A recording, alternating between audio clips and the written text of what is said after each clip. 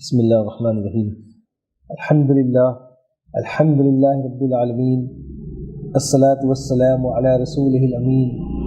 وعلی آلہ واصحابہ اجمعین ومن تبع ہداہم الی یوم الدین۔ اعوذ باللہ من الشیطان الرجیم، بسم اللہ الرحمن الرحیم۔ ولا تطع من اغفلنا قلبہ عن ذکرنا واتبع ہواہ وکان امرہ فرطا۔ صدق اللہ العلی العظیم۔ اللہم صلی علی سیدنا نبینا مولانا محمد وعلی آلہ واصحابہ اجمعین۔ ہمارے ساتھ ایک بہت بڑا مسئلہ یہ ہے کہ ہم لوگ تحریک کو بہت اچھی طرح سمجھتے ہیں۔ ہم نے وراثتی اور محض جذباتی ایمان کے مقابلے میں شعوری ایمان کو ترجیح دی ہے۔ مطلب بات صاف ہے کہ ہم لوگ اس ایمان کی وکالت کرتے ہیں جو سوچ سمجھ کر قبول کیا گیا ہو، اور ہم فخر سے یہ بات کہتے بھی ہیں کہ ہم مسلم گھر میں پیدا ہوئے، لیکن ہم نے اسلام کو دوبارہ قبول کیا، ہم نے اس کی تجدید کی اپنے مطالعے کے بدولت۔ قرآن کریم کو ترجمے کے ساتھ سمجھنے کے بعد ہم نے از سر نو اپنے ایمان پر غور کیا اور پھر اس کی تجدید کی۔ تو گویا ہم یہ بات سمجھتے ہیں کہ شعوری ایمان ہی اصل میں حقیقی ایمان ہے۔ اللہ تعالیٰ کے ساتھ ہمارا کوئی ایمانی مسئلہ بھی نہیں ہے کہ الحمدللہ ہم اس کی خلاقیت پر، اس کی ربوبیت پر پورا ایمان رکھتے ہیں۔ اسلام کے دین حق ہونے پر بھی ہمیں کامل یقین ہے، لیکن اس کے باوجود ہماری عبادات میں وہ کشش کیوں محسوس نہیں ہوتی؟ پریشان خیالی، اور بعض اوقات پریشان خیالی اتنی بڑھ جاتی ہے کہ بے رغبتی کے دائرے میں داخل ہو جاتی ہے، عبادات سے بے رغبتی تک کے پیدا ہونے لگتی ہے۔ وہ کہ یہ مرض عام تو نہیں ہے، لیکن بہرحال ایک اچھی خاصی تعداد ہم میں سے اس مرض میں مبتلا ہے۔ سب سے پہلی تو یہ بات سامعین اکرام کہ اس مرض کو سمجھا جائے۔ ہم میں سے ہر فرد اپنے قلب کا جائزہ لے کر پہلے تو اس بات کو سمجھے کہ واقعی یہ ایک مرض ہے، اور دھیرے دھیرے یہ ہمارے ایمان کو کھا رہا ہے، ہمارے ایمان کو کمزور کر رہا ہے۔ کیونکہ جب یہ مرض بڑھتا ہے تو اس سے پھر کچھ دوسرے مسائل پیدا ہونے لگتے ہیں۔ ایک مسئلہ تو یہ پیدا ہوتا ہے، یعنی یہ بے رغبتی جب بڑھنے لگتی ہے، عبادات سے بے رغبتی جب بڑھنے لگتی ہے، تو ایک مسئلہ تو یہ پیدا ہوتا ہے کہ چھوٹے چھوٹے عذر، معمولی عذر کی بنا پر ہم عبادات کو چھوڑنے لگتے ہیں۔ اب عبادات سے چھوڑنے سے مراد یہ نہیں ہے کہ نماز چھوڑ دیتے ہیں۔ اللہ کا شکر ہے کہ نماز پر تو مداومت اور پابندی ہوتی ہے، لیکن نفل نمازوں میں کمی آنے لگتی ہے۔ بعض اوقات سنتیں چھوڑنے لگتے ہیں، ذکر و اذکار کے جو ہمارے معمولات ہیں اس میں کمی آتی ہے، یہاں تک کہ کبھی کبھی ہم اسے بھی چھوڑ دیتے ہیں کہ غیر ضروری ہے، نفل تو ہے ہی، کیا فرق پڑتا ہے۔ نفل روزے اور صدقات میں کمی آنے لگتی ہے، با جماعت نماز کی اہمیت کم ہو جاتی ہے، اور کبھی غفلت اتنی زیادہ ہوتی ہے کہ پورا دن گزر جاتا ہے اور ایک بھی نماز ہمیں جماعت سے نہیں ملتی۔ بسا اوقات جماعت چھوٹنے کا غم بھی نہیں ہوتا، بلکہ یہ مرض جب آگے بڑھتا ہے تو پھر اس درجے میں پہنچ جاتا ہے کہ جماعت کے چھوٹنے کا غم بھی نہیں ہوتا، افسوس بھی نہیں ہوتا۔ نماز کے اوقات کی بھی اپنی ایک روحانی وجہ، وہ خاص اوقات ہی ہوتے ہیں جس میں اللہ سبحانہ و تعالیٰ نماز کے ان اوقات میں اپنے بندوں پر خصوصی تجلی فرماتے ہیں، لیکن نماز کے اوقات میں بھی ہم سے تساہلی ہونے لگتی ہے، اور گویا نماز ایسے وقت میں ہوتی ہے جب سورج شیطان کے دو سنگوں کے بیچ پہنچ جاتا ہے۔ ایک دوسرا نقصان اس مرض کے بڑھنے کا یہ ہوتا ہے کہ عزیمت کے مقابلے میں ہم رخصت کا پہلو اختیار کرنے لگتے ہیں۔ اب چونکہ اللہ تعالیٰ سے عبادات میں بے رغبتی کی وجہ سے اللہ تعالیٰ سے تعلق میں کمی محسوس ہوتی ہے، کمی ہونے لگتی ہے۔ اللہ تعالیٰ سے تعلق میں کمی کا ایک اثر یہ بھی ہوتا ہے کہ پھر رخصت پر ہم عمل کرنے لگتے ہیں، اور اس کو پھر ہم جواز بھی دے دیتے ہیں، حکمت کے نام پر اور دوسرے بہت سارے نام دے کر اس کو جواز بھی دے دیتے ہیں۔ قربانی کم ہونے لگتی ہے، اظہار کا پہلو کم ہونے لگتا ہے، اور کم سے کم پر راضی ہونے والی کیفیت پیدا ہو جاتی ہے۔ محترم سامعین، یہ مرض پر اگر اس مرض کے علاج پر بر وقت توجہ نہیں دی گئی تو ابھی ہم نے جو 2 بڑے نقصانات بتائے، آگے چل کے تیسرا سب سے بڑا اور خطرناک ترین نقصان یہ ہوتا ہے کہ پھر ایمان پر اس کا اثر پڑنے لگتا۔ اللہ تعالیٰ سے ایمانی جو کیفیات ہے، اللہ تعالیٰ سے جو ایمانی تعلق ہے، وہ اثر انداز ہونے لگتا ہے، اور پھر خدا نخواستہ بندہ اللہ کے نبی صلی اللہ علیہ وسلم کے ساتھیوں کی تربیت تو اس نہج پر ہوئی تھی بھائیوں اور بہنوں کہ وہ اپنے قلب کا اس حد تک اپنے قلب کی نگرانی کرتے تھے کہ ذرا سی کیفیت میں تبدیلی آئی تو نفاق کا خوف ہونے لگتا تھا۔ خدا نخواستہ اگر یہ مرض ہمارا بڑھ گیا تو کہیں ایسا نہ ہو، ہم تو دھیان ہی نہیں دیتے اتنا، لیکن اگر اس کیفیت اس درجے تک اگر یہ مرض پہنچ جائے تو پھر آدمی سیدھا پھر منافق کے دائرے میں چلا جاتا۔ اللہ تعالی ہم سب کی حفاظت فرمائے۔ پھر کیفیت یہ ہو جاتی ہے کہ درس کی محفلوں میں دل نہیں لگتا، درس سننے کا دل نہیں چاہتا، اجتماعات میں تساہلی ہونے لگتی ہے، اللہ اور اس کے رسول کی بات ہو رہی ہو اور دل کسی اور فکر میں منہمک رہتا ہے، دین کے کاموں میں دلچسپی باقی نہیں رہتی، دین کے کاموں کی رغبت ختم ہو جاتی ہے، اور پھر اللہ تعالیٰ کی عبادات سے رغبت ختم ہوتی ہے، اور خاص طور پر وہ عبادت جو رات والی نماز ہے وہ چھوٹنے لگتی ہے، اور چھوٹتے چھوٹتے پھر اس کے ختم ہو جانے کا یا اس سے دور ہو جانے کا یا اس سے محرومی کا احساس تک کہ ختم ہو جاتا ہے، اور آدمی پھر اسی مشغولیات میں اس حد تک مبتلا ہو جاتا ہے کہ اس کو لگتا ہے کہ میں تو اپنی معاشی ضروریات یا اپنے گھر والوں کی ضروریات کو پورا کرنے کی جائز کوششیں تو کر ہی رہا ہوں، اور پھر دھیرے دھیرے وہ دین کے کاموں سے اور جہاد فی سبیل اللہ کے راستے سے، جہاد فی سبیل اللہ سے دور ہو جاتا ہے۔ ایک قدم اور آگے بڑھتے ہیں بھائیوں کہ اب اس کے علاج کے لیے کیا کوشش ہم کر سکتے ہیں۔ دیکھیے، عبادات میں دل نہیں لگتا، 2 باتوں پر خصوصی توجہ کی ضرورت ہم دیتے ہیں، ایک تو توجہ اور دوسرا رغبت۔ جہاں تک عبادات پر توجہ کا معاملہ ہے تو ہم اس بات پر تو توجہ دیتے کہ نماز میں ہماری کیفیت اچھی رہے، خوشی و خضوع کی کیفیت پیدا ہو، تو اس کے لیے ہم نے سیکھا بھی اور سکھاتے بھی ہیں کہ قرآن مجید جتنا کچھ بھی پڑھا جائے سوچ سمجھ کر پڑھا جائے، ترجمے کے ساتھ اس کو یاد کر لیا جائے۔ اور ہم میں سے اکثر لوگ چھوٹی چھوٹی جو صورتیں ہم نماز میں پڑھتے ہیں اور ترجمے کے ساتھ الحمدللہ یاد بھی ہیں۔ یہ ترجمے کے ساتھ یاد کرنا، پڑھنا، یہ تو نماز میں توجہ کے لیے ضروری ہے۔ توجہ کا تعلق عقل سے، گویا ذہن کی یکسوئی پہ تو ہم کام کر لیتے ہیں، لیکن عبادات میں دل لگانے کے لیے ذہن کی یکسوئی کے ساتھ ساتھ رغبت بھی ضروری ہے، اور رغبت کا تعلق دل سے۔ جب تک کہ دل فضول کے مشاغل سے پاک نہ ہو، دل میں جب تک کہ میں سر بسجدہ ہوا کبھی تو زمین سے آنے لگی صدا، تیرا دل تو ہے صنم آشنا، تجھے کیا ملے گا نماز میں۔ تو یہ دل کے اندر جو بت بیٹھے ہوئے ہیں، دل کے اندر جو صنم بیٹھے ہوئے ہیں، جب تک ہم اپنے دل کو ان بتوں سے پاک نہیں کریں گے اور دل کے اندر اللہ رب العزت کی محبت پیدا نہیں کریں گے، اللہ رب العزت سے اپنا تعلق جب دل کے اندر ہمارے مضبوط نہیں تو اس کی خواہش، اس کی طلب پیدا نہیں ہوگی، تو ہماری عبادات میں وہ کیفیت نہیں پیدا ہو سکے گی جو کہ مطلوب ہے۔ لہٰذا ذہن کی جو یکسوئی ہے تصور و خیال کی، کہ ہم تصور و خیال میں اللہ تعالیٰ کی طرف متوجہ ہوں، دل کی بھی یکسوئی کی ضرورت ہے، اور دل میں خواہش اور طلب کی یکسوئی ضروری ہے۔ خواہش اللہ تعالیٰ کی ہو، طلب اللہ تعالیٰ کی ہو۔ ہمارے دلوں میں خواہشات تو بہت ساری ہیں، اور ان خواہشات کی تکمیل کے لیے اتنی حد تک کوشش کرنے لگتے ہیں کبھی کبھی کہ وہ حد سے زیادہ ہم آگے بڑھ جاتے ہیں۔ لہٰذا اپنی خواہش کے محور کو، اپنی طلب کے محور کو، مرکز کو تبدیل کرنے کی ضرورت ہے۔ ہمارا دل کبھی کبھی اتنا سخت ہو جاتا ہے کہ اس پر رحمت کی پھوار پڑتی ہے لیکن بہہ جاتی ہے، کبھی کبھی دل کی کیفیت ایسی ہو جاتی ہے کہ رحمت کی پھوار پڑتی ہے اور وہ مزید کیچڑ بن جاتا ہے، اور قلب پر کوئی اثر نہیں ہوتا۔ اپنے قلب کو ایک زرخیز زمین کی طرح، ایک زرخیز مٹی کی طرح بنانے کی ضرورت ہے کہ قلب سے گندگی پاک ہو، قلب سے جھاڑ جھنکار پاک ہو جائے،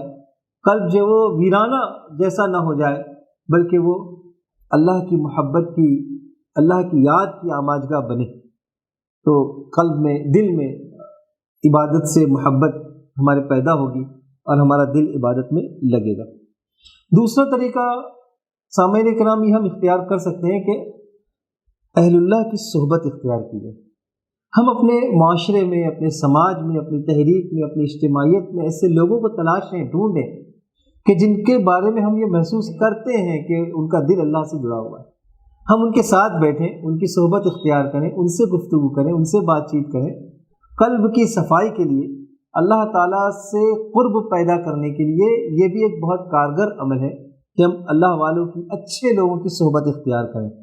خود ایسے لوگوں کی صحبت اختیار کرنا جو آیت ابھی پڑھی گئی ابتدا میں، اس میں تو خاص طور پر اس بات کا ذکر کیا گیا ہے کہ اپنے آپ کو، جو فرمایا کہ کسی ایسے شخص کی اطاعت نہ کرو جس کے دل کو ہم نے اپنی یاد سے غافل کر دیا،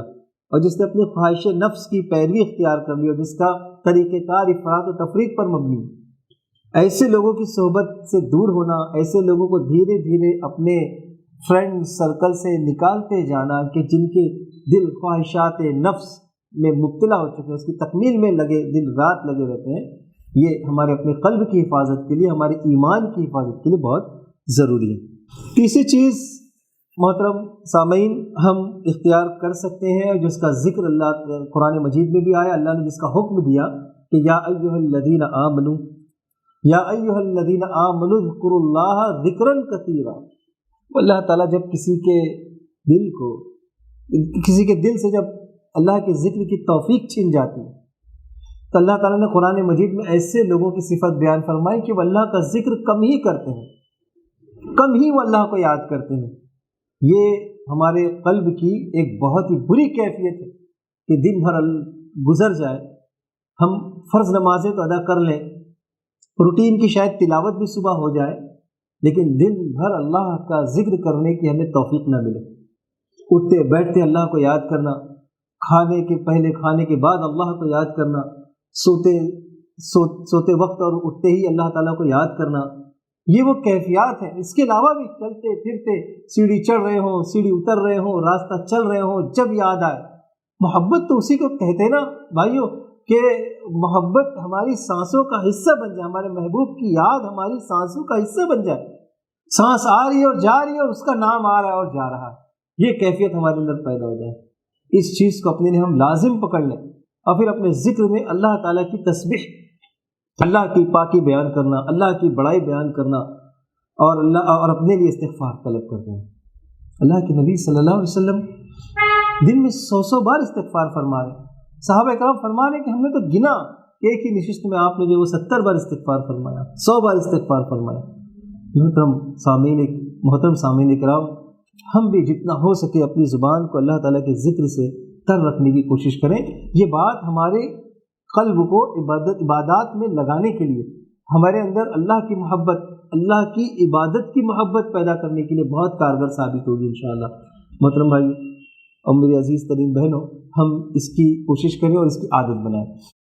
ہو سکتا ہے شروع میں ہم کو دقت ہو، لیکن دھیرے دھیرے جب ہم اللہ تعالیٰ کے ذکر پر مداومت اختیار کرتے چلے جائیں گے، بار بار جب ذکر کرتے چلے جائیں گے تو انشاءاللہ پھر یہ ذکر ہماری روح کا، ہماری سانسوں کا حصہ بن جائے گا۔ کیا ہوتا ہے نا، امیونٹی پاور، جیسے جسم کی امیونٹی پاور ختم ہوتی ہے غیر متوازن غذا کی وجہ سے یا کسی اور وجہ سے، ہمارے جسم کی امیونٹی پاور ختم ہوتی ہے، ویسے روح کی بھی امیونٹی پاور ہوتی ہے، اور روح کی امیونٹی پاور بڑھتی ہے اللہ تعالیٰ کے ذکر سے، اللہ کی یاد سے، اللہ تعالیٰ کی عبادات سے روح کی امیونٹی پاور بڑھتی ہے، تو اس کو بڑھانے کی ہم کو کوشش کرنی ہوگی۔ چوتھی چیز محترم بھائیوں، عبادات کا ذائقہ ہے۔ اللہ تعالیٰ نے اپنی عبادات میں لذت بھی رکھی ہے، عبادات میں ذائقہ ہوتا ہے۔ اللہ کے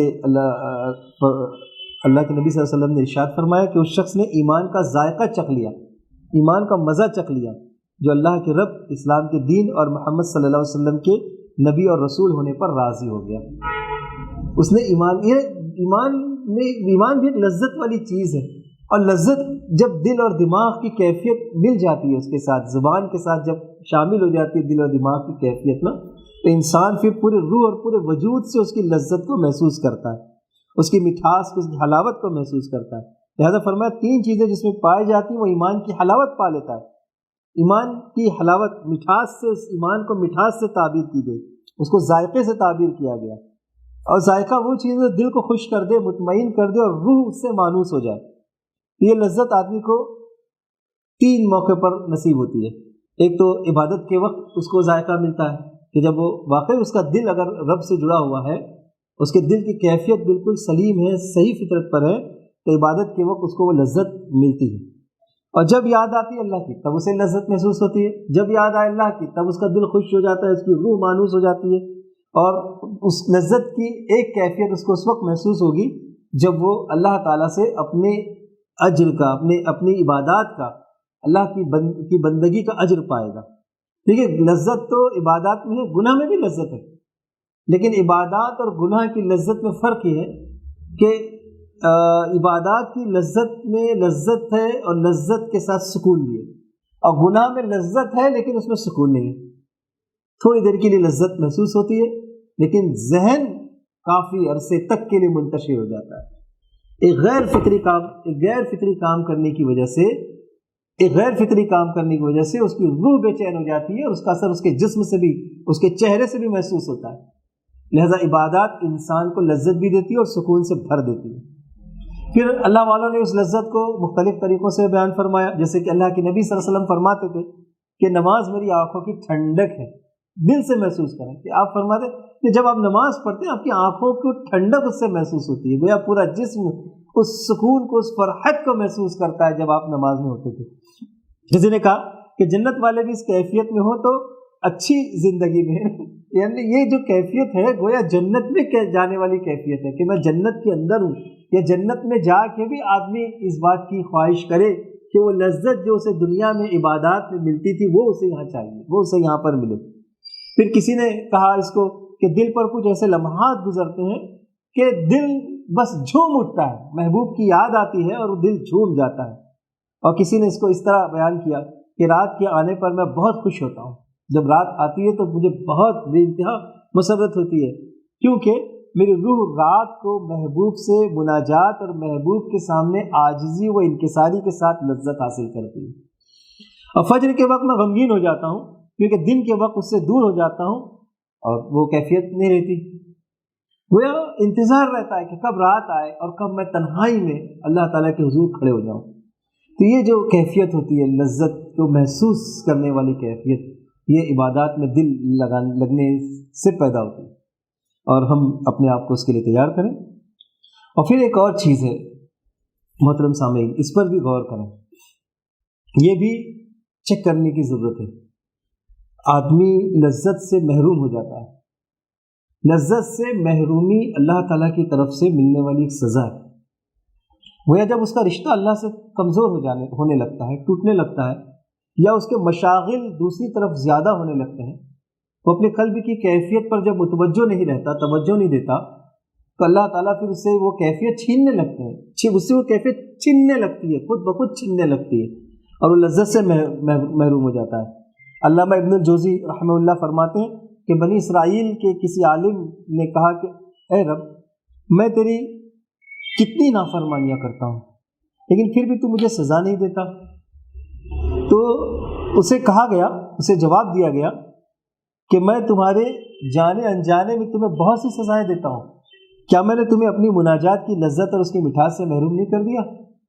مطلب میں اس واقعے کی صحت پر غور کرنے سے زیادہ اس کی نفس مضمون پر غور کرنے کی ضرورت ہے کہ واقعی اللہ کی محبت کی لذت، اللہ کی عبادت کی لذت سے محروم ہو جانا اپنے آپ میں خود ایک بہت بڑی سزا ہے۔ خدا نخواستہ اگر ہم میں سے کوئی اس سزا کو بھگت رہا ہے، محسوس کرے، تو فوراً اپنی اصلاح کی فکر کرے۔ علامہ ابن القیم علیہ الرحمہ فرماتے ہیں کہ اللہ تعالیٰ عبادت کرنے والے کو دنیا میں دلی مٹھاس، عبادت کرنے والے کو دنیا میں دل کی مٹھاس، سینے کا شرح صدر اور آنکھوں کی ٹھنڈک کی صورت میں بدلا دیتے ہیں، اور اگر ایسا نہ ہو سکا تو سمجھ لیں کہ عمل خالص نہیں ہے۔ یہ ہے تھرمامیٹر کہ اگر آنکھوں کی ٹھنڈک نہیں پیدا ہو رہی، عبادت میں لذت نہیں مل رہی، مٹھاس نہیں پیدا ہو رہی، شرح صدر اگر حاصل نہیں ہو رہا، اس کا مطلب یہ کہ کہیں نہ کہیں کچھ گڑبڑ ہے اور کی اصلاح کی ضرورت ہے۔ اگلی چیز بھائیوں، عبادت میں لذت کے لیے ضروری ہے یا عبادت میں دل لگانے کے لیے، رغبت پیدا کرنے کے لیے ضروری ہے، یہ اس کو سمجھیں، یہ ذرا سی تھوڑی سی الگ چیز ہے۔ سمجھ گئے ہم تو انشاءاللہ واقعی سب سے زیادہ کارگر ہم اسی عمل کو پائیں گے اللہ کے رسول صلی اللہ علیہ وسلم سے ایک مزاجی مناسبت ہم پیدا کرنے کی کوشش کریں. دیکھیے حضور اکرم صلی اللہ علیہ وسلم کی جو جہت رسالت کی جو جہت ہے دو طرح کی، تو جہت رسالت اور جہت بشریت، یعنی آپ رسول ہیں اور بشر بھی ہیں. ہمارا اللہ کے نبی صلی اللہ علیہ وسلم سے جو تعلق ہو وہ صرف جہت رسالت کی حد تک نہ ہو بلکہ جہت بشریت کی حد تک ہو. حضور اکرم صلی اللہ علیہ وسلم ہادی بھی ہے اور اپنے آپ میں کامل بھی ہے، مکمل بھی ہے. مکمل ہے اس کا مطلب یہ کہ آپ جو دین لے کر آئے مکمل، آپ نے جو قرآن اور ہدایت اللہ کی ہدایت ہم تک پہنچائے بالکل مکمل، آپ نے دین کے غلبے کے لیے جتنی بھی تعلیمات ارشاد فرمائے وہ سب کی سب مکمل، لیکن آپ کی اخلاق حسنہ بھی مکمل، آپ کی عادات و اطوار بھی مکمل، اور وہ ساری عادات و اطوار جن کا تعلق آپ کی اپنی ذات سے تھا، آپ کے اپنے مزاج سے تھا، وہ بھی مکمل ہے اپنے آپ میں، اور ان کی پیروی بھی ہمارے لیے ضروری ہے کہ اللہ کے رسول، اس کے لیے کسی دلیل کی ضرورت نہیں ہے کہ آپ بتائیں کہ کون سی حدیث میں ایسا لکھا ہے، اور وہ کھیت والی جو قلم لگانے والی حدیث بیان کر کے آپ کوئی یہ کہہ سکتا ہے کہ نہیں اس معاملے میں تو اطاعت نہیں ہے. لیکن عزیز دوستوں، اللہ رب العزت نے قرآن مجید میں اللہ کے نبی صلی اللہ علیہ وسلم کو اسوہ کامل بنا دیا. اب آپ تشریح میں کہتے رہیے کہ اسوہ کامل کا مطلب یہ اور یہ ہے، لیکن اللہ اور اس کے رسول سے حقیقی تعلق اگر واقعی پیدا کرنا ہے ہم کو، اللہ اور اس کے رسول کی سچی محبت اپنے دل میں پیدا کرنی اور عبادات سے دل لگانا ہے اگر ہم کو، تو حضور اکرم صلی اللہ علیہ وسلم سے اس حد تک تعلق ہم کو پیدا کرنا ہوگا کہ آپ سے جہت رسالت میں بھی ہمارا تعلق ہو اور جہت بشریت میں بھی ہو. اسوہ رسول صلی اللہ علیہ وسلم کو اپنے وجود کی تمام ضرورتوں کے لیے ہم اسوہ بنا لیں. حضور اکرم صلی اللہ علیہ وسلم کیسے سوتے تھے؟ دیکھیے سونا تو ہماری بنیاد ضرورت ہے، کھانا ہماری ضرورت ہے، دنیا کی اور بہت ساری ایسی بنیادی ضرورتیں ہیں جن کے بغیر ہم جی نہیں سکتے. تو کیوں نہ ان ضرورتوں میں بھی رسول اللہ صلی اللہ علیہ وسلم کی پیروی کر لی جائے، رسول اللہ صلی اللہ علیہ وسلم کا اسوہ اختیار کر لیا جائے. سوتے وقت اللہ کے نبی صلی اللہ علیہ وسلم دائیں کروٹ سوتے تھے اور جب اٹھتے تھے تو اسی کروٹ سے اٹھتے تھے. حضور کی محبت میں ہم یہ اسوہ اختیار کر لیں. موسم کا پہلا پھل حضور کی عادت شریفہ تھی کہ وہ بچوں کو دیتے تھے ڈھونڈ ڈھونڈ کر. اس سنت پر عمل کر لیں کہ موسم کا پہلا پھل آیا بچوں کو ڈھونڈ ڈھونڈ کر دے دیا. حضرت عبداللہ ابن عمر رضی اللہ تعالیٰ عنہ کی یہ واقعہ مشہور ہے، ہم نے اس کو کئی تقریروں میں پڑھا ہے اور سنا ہے کہ جب ایک خاص جگہ پر جب بھی وہ گزرتے تھے تو ذرا سے جھک کے گزرتے تھے، اور ایک خاص جگہ پہنچ کر وہ استنجا والی کیفیت میں جا کر بیٹھتے تھے. کچھ دور جا کر پوچھا گیا تو فرمایا کہ میرے آقا، میرے ماں باپ قربان، اللہ کے رسول صلی اللہ علیہ وسلم کو ایک بار میں نے ایسا کرتے ہوئے دیکھا. حالانکہ وہ جھاڑ کٹ چکا لیکن وہاں سے گزر رہے تو سر جھکا کے ایسے گزر رہے کہ میرے آقا یہاں سے گزرے تھے کیونکہ ایک پیڑ تھا وہاں پر، میرے آقا نے یہاں پر استنجا فرمایا تھا. ایک صحابی تھے، ان کے آگے کے بٹن کھلے ہوئے تھے. پوچھا کیوں؟ تو کہا میں نے حضور کو ایک بار جب دیکھا تو آپ کے بٹن کھلے ہوئے تھے، بس ان کی محبت میں بھی اپنے بٹن کھلے رکھتا ہوں. یہ حضور اکرم صلی اللہ علیہ وسلم سے کی جو مزاجی کیفیت ہے، آپ کے مزاج سے جو مناسبت پیدا کرنے کی کوشش ہے، یہ بھی عبادات میں ہمارے تعلق کو مضبوط بنانے کا، عبادات میں رغبت پیدا کرنے کا ذریعہ بنے گی. اللہ والوں کی کیفیت تو یہ ہے دوستوں کہ جب عالم نزا میں پہنچے کہ جان، ایسا محسوس ہوا کہ اب جان نکلنے والی ہے، تو پانی کا پیالہ منگوایا، ہاتھ ڈال کے چہرے پہ پھیرا کہ اللہ کے رسول کی اس آخری سنت پر بھی عمل کر لیا جائے. اور اگر اس کے بعد بھی موت نہیں آئی تو اس پر افسوس کرتے رہے کہ ہے افسوس کہ پتہ نہیں جب کبھی دوسرا بار ایسا کبھی موقع آ گیا، واقعی موت آنے کا وقت آ گیا، تب نبی کی اس سنت پر عمل کرنے کا موقع ملے گا کہ نہیں ملے گا. کہ حضور اکرم صلی اللہ علیہ وسلم نے آخری دنوں میں چہرے پر پانی، ہاتھ بھگا کر چہرے پر اپنے پانی ملا تھا. تو محترم بھائیو، یہاں ایک اور بات یاد آ گئی کہ نبی کریم صلی اللہ علیہ وسلم سالن میں دودھیا ڈھونڈتے تھے. تو یہ جو ڈھونڈنے والی سنت ہے، یہ ہے کہ اپنے آپ کو اللہ کے نبی صلی اللہ علیہ وسلم کی عادت شریفہ سے ہم آہنگ کرنے کی کوشش کرنا، چھوٹی سی کوشش کرنا. اگر یہ ہم کرنے لگیں تو اس کا اثر ہم دیکھیں گے کہ ہماری عبادات میں انشاءاللہ رغبت پیدا ہونے لگے گی. نفس میں جو تزکیے کی استعداد ہے، نفس میں تزکیے کی استعداد کسی میں کم ہوتی ہے، کسی میں زیادہ، کسی میں ہوتی نہیں، لیکن پیدا کرنے کی سب کو کوشش کرنی چاہیے. یہ بات ہے دوستوں کہ بہت سے لوگ کہتے ہیں کہ میں نہیں کر سکتا، یا میری عادت ہے، مجھے نہیں، یہ مجھ سے نہیں ہو پائے گا. اللہ کے رسول صلی اللہ علیہ وسلم تو آئے ہی اس لیے تھے، رسالت کا مقصد ہی یہی ہے، ہدایت کے بھیجے جانے کا مقصد ہی یہی ہے کہ انسانوں کے قلب کو ہدایت کی قبول کی انسانوں کے قلب میں ہدایت کے قبول کی استعداد پیدا کی جائے، اور اس کے لیے ہم کو خود کوشش کرنی ہوگی، اور یہ کوشش پیدا ہوگی اس طرح کہ ہم اپنے آپ کو اللہ کے رسول صلی اللہ علیہ وسلم کی لائی ہوئی شریعت اور آپ کی ہدایت اور آپ کی عادت اور آپ کے مزاج سے ہم آہنگ کرنے کی کوشش کریں۔ اگلی بات کہ اللہ کا ذکر ہم نے بتایا آپ کے سامنے، آنکھوں کا بے حجابانہ استعمال، یہ سب سے بڑا فتنہ آج کا اگر کوئی ہے تو وہ ہے یہ آنکھوں کا بے جا استعمال یا بے حجابانہ استعمال۔ تو کوئی استعمال کر رہے ہیں، توجہ نہیں جا رہی، یہ دل مردہ ہوتا ہے آنکھوں کے ذریعے سے۔ ہم نے آنکھوں سے کوئی چیز دیکھی اور وہ ہمارے آنکھ سے ہمارے دل میں چلی گئی، پھر اس میں اس کی محبت پیدا ہوئی۔ اپنے آنکھوں کو محفوظ، اپنے آنکھوں کی حفاظت کیجیے بھائی، اور خاص طور پر موبائل، انٹرنیٹ کی سہولت کی وجہ سے آج بچوں کے ہاتھ میں موبائل آ گیا،